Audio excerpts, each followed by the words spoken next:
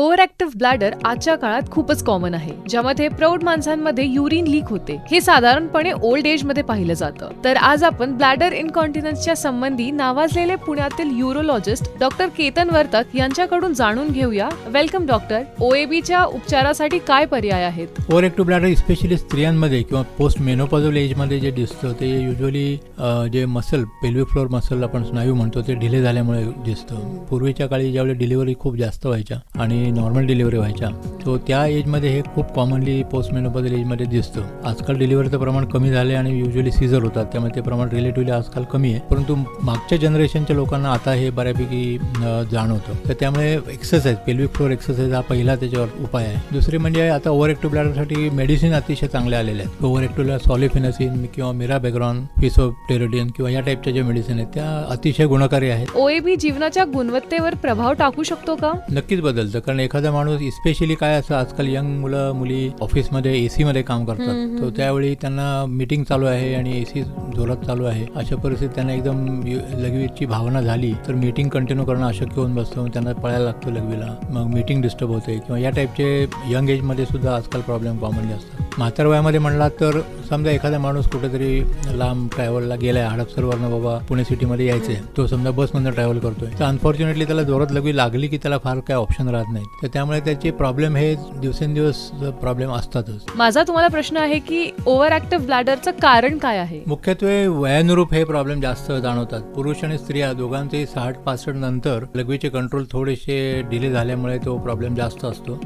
परंतु इनडायरेक्टली म्हणाल तर पुरुषांमध्ये प्रोस्टेटच्या समस्या आणि स्त्रियांमध्ये युरेथ्रल स्टिनोसिस किंवा ओव्हर ऍक्टिव्ह ब्लॅडर या दोन्ही कारणांमुळे स्त्रियांमध्ये प्रॉब्लेम प्रकर्षाने जाणवतात. परंतु यंग एजमध्ये म्हणाल तर infections, urinary infections specially young मुलींमध्ये आणि पोस्ट मेनोपॉझल बायकांमध्ये याचं प्रमाण खूप जास्त असतं. न्यूरोजेनिक ब्लॅडर्स की काही नसांचे प्रॉब्लेम असले, मणक्याचे दोष असले, या कारणांमुळे सुद्धा हे प्रॉब्लेम बऱ्यापैकी कॉमनली आढळू शकतात. माझा तुम्हाला प्रश्न आहे की ओएबीची लक्षणं काय आहेत? ओव्हर ऍक्टिव्ह ब्लॅडरची मेनली लक्षणं आहेत फ्रिक्वेन्सी, अर्जन्सी, लघवीला वारंवार जायची भावना होणं. अर्जन्सी म्हणजे लघवीला न आवरता येणं. तुमचं बाथरूमचं दार उघडता उघडता तुम्हाला एकदम सिव्हिअर अर्जन्सी येते. तुम्ही गाडीतनं घरी पोहोचलाय आणि दारात पोहोचल्याबरोबरच तुम्हाला एकदम अर्जन्सी येते. काही लोकांना जर का सिव्हिअर प्रॉब्लेम असेल तर ते they start leaking while they go into the toilet आणि कपडे भिजणं वगैरे प्रॉब्लेम येऊ शकतात. नॉक्च्युरिया म्हणजे रात्री उठणं सारखं, ज्यावेळी साधारण 1 ते 2च्या पेक्षा जास्त वेळा रात्री आपल्याला लगेच उठायला लागतं, त्याला नॉक्च्युरिया म्हणतात. की रात्री पण सारखं झोपेतनं उठून झोप डिस्टर्ब होणं. आणि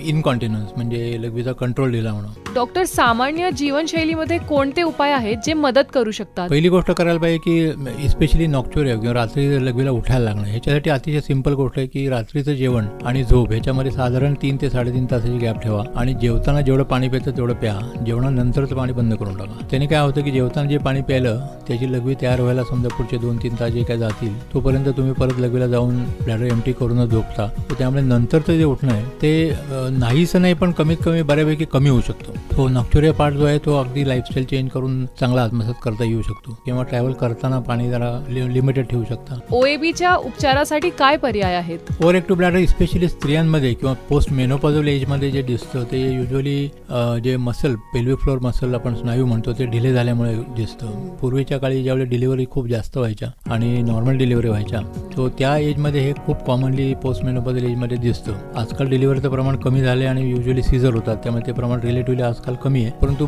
मागच्या जनरेशनच्या लोकांना आता हे बऱ्यापैकी जाणवतं. तर त्यामुळे एक्सरसाइज, पेल्विक फ्लोर एक्सरसाइज हा पहिला त्याच्यावर उपाय आहे. दुसरे म्हणजे आता ओव्हर ऍक्टिव्ह ब्लॅडरसाठी मेडिसिन अतिशय चांगले आलेले आहेत. ओव्हर ऍक्टिव्हला सॉलिफेनसिन किंवा मिराबेग्रॉन, फिसोप्टेरोडिन किंवा या टाईपच्या ज्या मेडिसिन आहेत त्या अतिशय गुणकारी आहेत. ओएबी जीवनाच्या गुणवत्तेवर प्रभाव टाकू शकतो का? नक्कीच बदलतं. कारण एखादा माणूस स्पेशली काय असं आजकाल यंग मुलं मुली ऑफिसमध्ये एसी मध्ये काम करतात, तर त्यावेळी त्यांना मीटिंग चालू आहे आणि एसी जोरात चालू आहे, अशा परिस्थितीत त्यांना एकदम लघवीची भावना झाली तर मीटिंग कंटिन्यू करणं अशक्य होऊन बसतं. त्यांना पळायला लागतं लघवीला, मग मीटिंग डिस्टर्ब होते किंवा या टाईपचे यंग एजमध्ये सुद्धा आजकाल प्रॉब्लेम कॉमनली असतात. म्हातार वयामध्ये म्हणला तर समजा एखादा माणूस कुठेतरी लांब ट्रॅव्हलला गेलाय, हडपसरवरनं बाबा पुणे सिटीमध्ये यायचंय, तो समजा बसमधनं ट्रॅव्हल करतोय, तर अनफॉर्च्युनेटली त्याला जोरात लघवी लागली की त्याला फार काय ऑप्शन राहत नाही. तर त्यामुळे त्याचे प्रॉब्लेम हे दिवसेंदिवस प्रॉब्लेम असतातच. Thank you so much doctor for the information about OAB.